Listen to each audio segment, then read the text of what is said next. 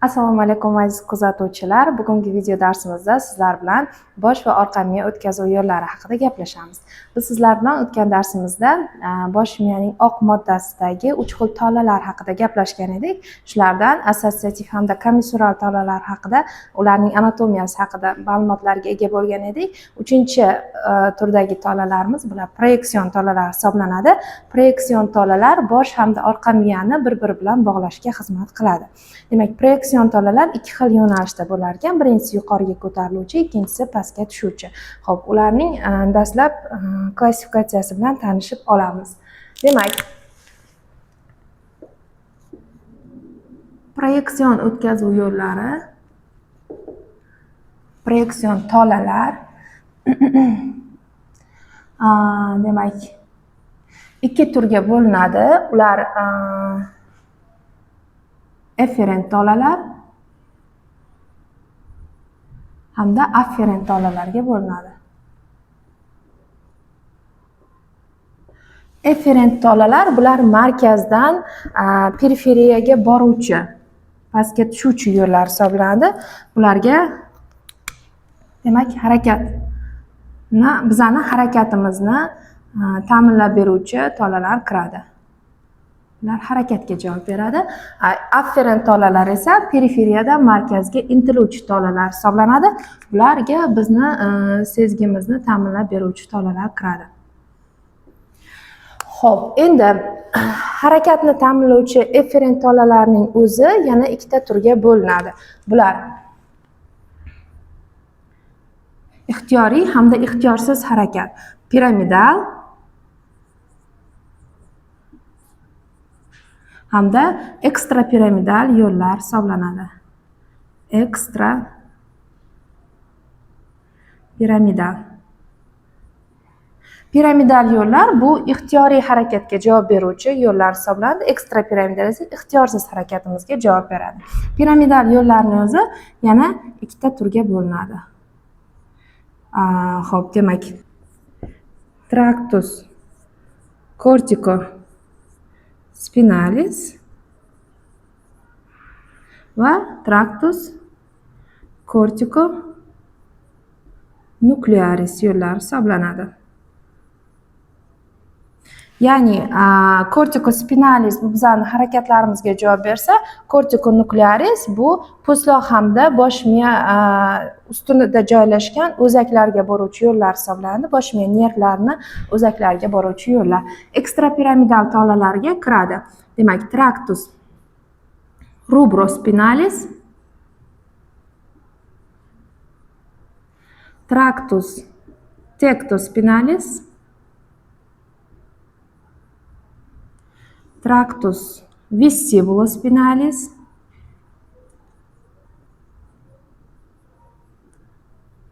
tractus reticulospinalis,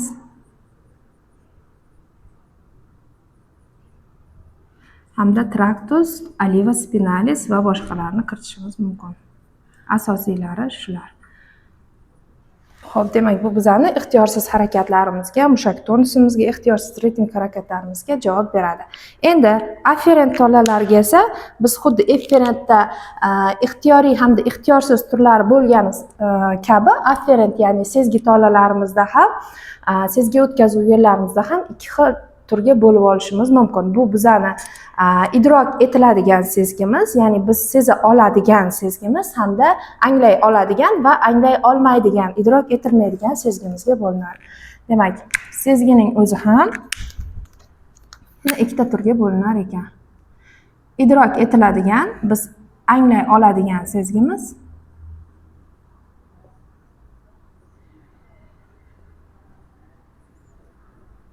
hamda idrok etilmaydigan sezgimiz.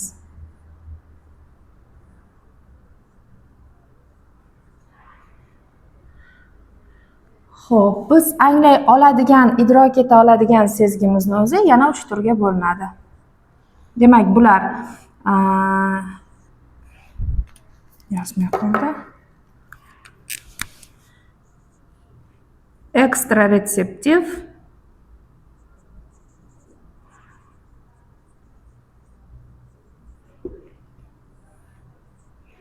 intraretseptiv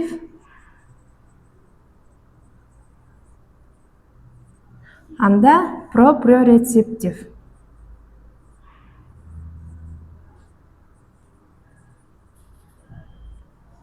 Xo'p, demak, ekstraretseptiv bu yuzaki sezgi, intraretseptiv ichki organlarda sezadigan sezgimiz, proprioretseptiv esa chuqur sezgi hisoblanadi. Idrok etilmaydigan sezgimizga esa orqa miya va miyacha o'rtasidagi traktus spinocerebellar yo'llar, Govers hamda fleksik yo'lni kiritishimiz mumkin.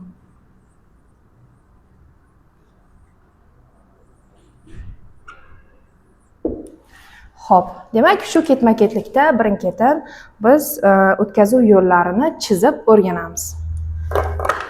Xo'p, endi piramidal hamda ekstrapiramidal yo'llar bilan tanishamiz. Piramidal o'zi harakat yo'llari hamda sezgi yo'llariga ajratgan edik. Harakat yo'llari har doim 2 neyronli hisoblanadi. Sezgi yo'llari esa 3 ta neyrondan tashkil topgan. Xo'p, demak, piramidal va ekstrapiramidal yo'llar. Bular 2 neyronli, yozib qo'yaman. 2 neyronli yo'l hisoblanadi. Demak, va bular efferent yo'lida. Efferent yo'l degani markazdan periferiyaga, chetga boruvchi yo'l hisoblanadi. Demak, buni chizishimiz uchun bizga nimalar kerak bo'ladi? Efferent yo'l degani markazdan periferiyaga dedik. Demak, bizga birinchi navbatda markaz kerak bo'ladi. Markaz, ya'ni harakatning oliy markazi po'stloqda gyrus precentralisda joylashgan edi. Peshonaning orqa qismidagi gyrus precentralisda. Demak, faqatgina o'sha gyrusni biz chizib olamiz.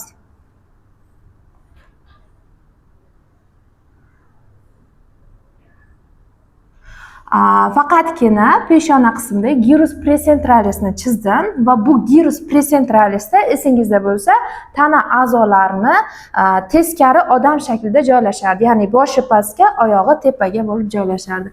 Va demak, bu yerda joylashuv bosh, qo'l, tana, oyoq shaklida joylashadi. Bizda bu gyrus precentralis. Harakatning oliy markazi hisoblanadi. Va yana bitta kerak bo'ladigan qism, bosh miyadan bizga ichki kapsula kerak bo'ladi. Ya'ni proyeksion yo'llarning darvozasi hisoblangan ichki kapsula. Ichki kapsula xuddi shunaqa shaklda joylashar edi. Ikki tarafda. Xo'p, endi kerak bo'ladi bosh miyani ostida joylashgan.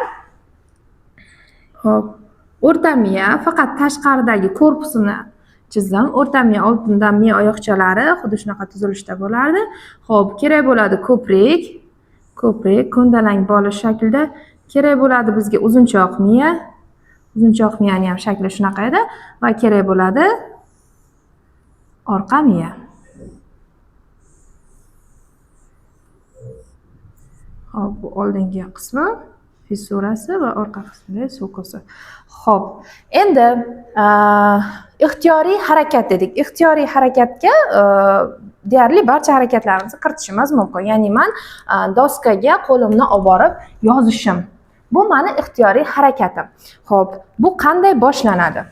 Bu dastlab o'sha premotor motor zonalardan analiz sintez qilingandan so'ng, demak, po'stloqdagi 5-6 qavat bizga harakatga javob beradi. 5-6 qavat demak efferent yo'llar ketadigan joy edi. U yerda katta piramidal hujayralar, ya'ni Betz hujayralari joylashgan.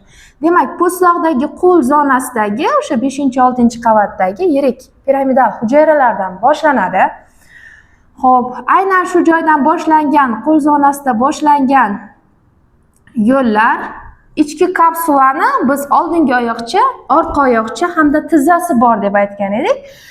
Ichki kapsulani orqa oyoqchasini oldingi 3/2 qismidan o'tadi. Orqa oyoqchani oldingi 3/2 qismidan o'tadi. Hamda bu yo'l demak korteksdan orqa miyaga boradigan yo'l. Ya'ni tractus corticospinalis yo'li hisoblanadi. Va biz bundan o'tgandan so'ng miya ko'prigini oyoqchasida, eslaringizda bo'lsa, oyoqchasida chizgan edik. Tractus corticospinalis yo'lini. Xuddi o'sha tractus corticospinalis yo'lidan o'tadi. Demak, harakat yo'llari oldingi yuzadan ketyapti, oldingi yuzadan. Xo'p, ko'prikni ham pars bazalis qismidan o'tadi. Uzunchoq miyaga kelganda piramidal yo'l deyapmiz. Uzunchoq miyani oldingi yuzasidagi, demak, oldingi yuzasida chizgan edik. Ikkita tarafda piramidalar bor edi. Aynan mana shu piramidalaridan o'tadi. Va piramidalarning pastki qismida katta qismi 80-85% kesishib, teskari tarafga o'tib oladi. 80-85% kesishar ekan. 10-15% esa kesishmasdan ketadi. Kesishgan tolalar orqa miyani yon ustuniga tushadi. Yon ustunidan oldingi shoxga kelib tugaydi. Kesishmagan tolalar esa orqa miyani oldingi ustuniga tushadi va ular ham o'sha kesishgan tolalar tomonga o'tib olib, oldingi shoxda tugaydi. Xo'p, demak bu birinchi neyron edi. Birinchi neyron qo'l zonasidan boshlanib, xuddi shu yo'llardan o'tib, orqa miyani oldingi shoxida, ya'ni harakat boshlanadigan shoxida tugaydi. Va orqa miyani oldingi shoxda biz sizlar bilan yadrolarni ko'rib o'tgan edik, hamda bu yerda ildizlar bor edi. Esingizda bo'lsa, ildizlar chiqar edi. Xo'p, oldingi shoxda tugagan impulsni olib kelib bergan neyronlardan orqa miyani oldingi shoxda joylashgan yadrolardan bulardan impuls olib ikkinchi neyron boshlanadi va oldingi ildiz tarkibida orqa miya nervi bilan, demak, o'ziga tegishli bo'lgan segmentdan chiqadi, orqa miya nervi bilan qo'l mushaklariga boradi va ularning qisqarishiga sabab bo'ladi. Qo'l mushaklariga borib tugaydi va ularga impulsni olib borib qisqartiradi. Xo'p, demak, ikki neyronli dedik, tractus corticospinalis yo'li, birinchi neyron hamda ikkinchi neyron. Demak, bir qo'yamiz hamda ikkinchi neyron. Xo'p, endi bu yo'l piramida sohasida kesishdi hamda ikkita tarafdan ketdi. Xo'p, xuddi shuni hisobiga bu yo'l yana ikkiga ajraladi. Ikki xil nomlanadi.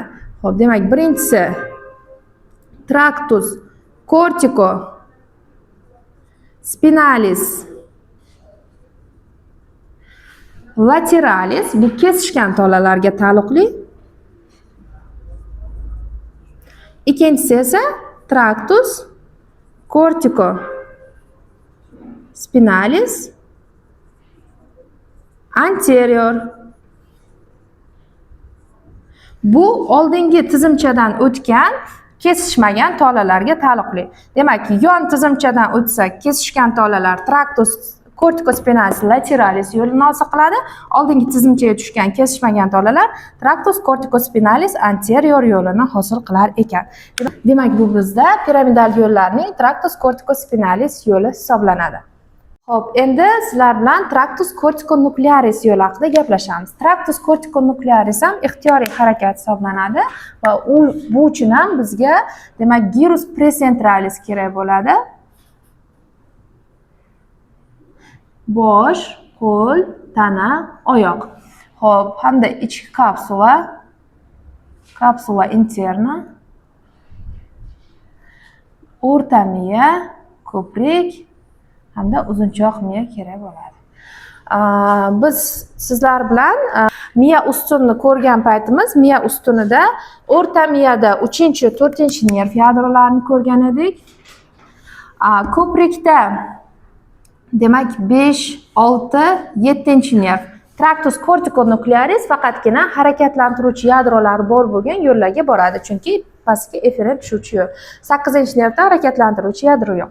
Uzunchoq miyada esa 9, 10, 11, 12 nervni yadrolari bor edi. Xo'p, endi tractus corticonuklearis, xo'p, masalan, misol keltirib aytaman, bosh miya nervlari o'zaklarga borishiga. Men ko'zimni harakatlantiryapman. Ko'zni harakatlantirish bosh miya nervlari orqali amalga oshadi.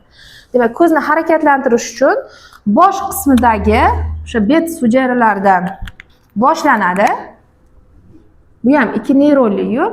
Betis hujayralaridan boshlangandan keyin birinchi neyron ichki kapsulani tizzasidan o'tadi. Tractus corticonuklearis yo'llari ichki kapsulani tizza qismidan o'tadi.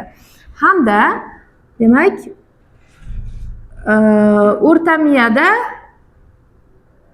kesishib, teskari tomondagi 3-nervda masalan yadrosiga, 4-nervni yadrosiga.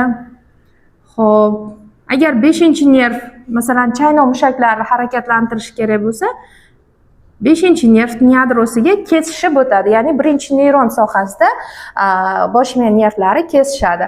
Xuddi shunaqa 6 ko'zni harakatlantirishga kerak bo'lsa, 6-nervning yadrosiga, 7 yuz mimikasiga kerak bo'lsa 7 ga, xuddi shunaqa uzunchoq miyaga borganda 9, 10, 11 hamda 12-nervlarga o'z tolalarini berib ketadi. Ya'ni birinchi neyron sohasida xuddi shunaqa bu yoqdan kelayotgani ham kesishib ikkinchi sohaga o'tib ketadi. Birinchi neyron xuddi shunaqa miya ustunida o'z tolalarini bosh miya nervlarining o'zaklarida yakunlaydi. Ikkinchi neyron esa xuddi shu o'zakdan boshlanib, o'sha ishchi a'zosiga borib, ish faoliyat bajarishda ishtirok etadi. Xo'p, demak bu yo'l bizda traktus kortiko nuklearis yo'li edi. Xo'p, endi keyingi yo'limiz ekstrapiramidal yo'l, ixtiyorsiz harakat yo'li. Ixtiyorsiz harakat bu bizni mushak tonusimizni bajarishda yoki bo'lmasam ixtiyorsiz ravishda qanaqadir ko'ruv, eshituv sezgilarimizga ixtiyorsiz ravishda qanaqadir reaksiyalarimizni bajarishda yordam beradi, ishtirok etadi. Xo'p, demak bu yo'llarga biz kiritdik traktus rubrospinalis, tectospinalis, alivospinalislarni kiritgan edik. Demak bizga bu uchun yana bitta narsa, ixtiyorsiz harakatimiz uchun bizda po'stloq qavati ishtirok etmaydi. Shu uchun ham bu ixtiyorsiz ravishda amalga oshadi. Xo'p, endi bunga bizga kerak bo'ladi rubrospinalis yo'li uchun. Demak traktus rubrospinalis. Rubrospinalis yo'li uchun biz sizlar bilan o'rta miyada o'rta miyani chizganimizda mana bu joyda ikkita katta nukleus ruberlarni ko'rgan edik. Traktus rubrospinalis yo'li mana shu nukleus ruberlardan boshlanadi va u o'sha sohani o'zida kesishadi. Va decussatio tegmentalis anteriorni hosil qilib kesishar edi. Va bu kesishmani biz Forel kesishmasi deb ataymiz. Xo'p, endi birinchi neyron, bu ham ikkita neyrondan iborat. Nukleus ruberdan boshlanib kesishib, xo'p, o'rta miyadan keyin ko'prikdan, uzunchoq miyadan, oldingi yuzalardan o'tadi hamda orqa miyani demak kesishgan yo'li o'tib kelib, orqa miyani yon ustuni orqali kirib, oldingi shoxida tugallanadi. Bu birinchi neyroni edi. Ikkinchi neyron esa oldingi shox harakat yadrolaridan boshlanib, oldingi ildiz tarkibida demak ishchi a'zoga, mushakka yetib boradi. Xo'p, bu birinchi traktus rubrospinalis yo'li edi. Endi ikkinchi yo'l traktus tectospinalis. Traktus tectospinalis ham xuddi shu joyda faqatgina tektum qismidan boshlanar edi. Esingizda bo'lsa, va bu yo'l ham tegment qismida kesishar edi, esingizda bo'lsa. Traktus decussatio tegmentalis, darsalisni hosil qilib kesishar edi va shunda kesishgan yo'llar bu ham rubrospinalisning oldidan pastga tushadi. Demak, ko'prikdan o'tadi, uzunchoq miyani oldingi yuzasidan o'tib, oldingi tizimcha orqali oldingi shoxda kelib tugallanadi. Xo'p, keyingi yo'limiz bu vestibulospinalis hisoblanadi. Vestibulospinalis, demak, ko'prikda joylashgan vestibulyar nervni yadrolari bor. Ko'prikda orqa yuzasida joylashtirgan edik. Vestibulokoxlear nervni vestibulyar yadrolardan boshlanadi. Ular 4 ta edi. Xo'p, bu yo'ldan boshlanib, xuddi shunaqa, demak, birinchi neyroni orqa miyani yon tizimchasidan o'tib, oldingi shoxida tugallanadi bu neyron ham. Keyingisi alivospinalis yo'li. Alivospinalis yo'li Uzunchoq miyani xuddi shu qismida olivalarimiz bor edi. Bu olivalardan ham miyachaga tarmoqlar ketadi hamda nukleuslaridan, demak, orqa miyaning yon shoxlari orqali oldingi shoxida tugallanadi. Birinchi neyron, ikkinchi neyron xuddi shunaqa oldingi ildizdan mushakka borib tugallanadi. Xo'p, keyingi tuzilmamiz bu keyingi yo'limiz tractus reticulospinalis yo'li. Bu ko'prikda uzunchoq miyada joylashgan, o'rta miyada joylashgan retikulyar formatsiyalardan boshlanib, orqa miyaning oldingi shoxida tugallanadi. Birinchi neyron, ikkinchi neyron oldingi shoxdan boshlanib, ishchi a'zoga borib yakunlanadi. Xo'p, bu ikkinchi harakat yo'limiz ixtiyorsiz harakat, ya'ni ekstrapiramidal harakat yo'llari edi. Endi esa sizlar bilan sezgi yo'llari haqida gaplashamiz.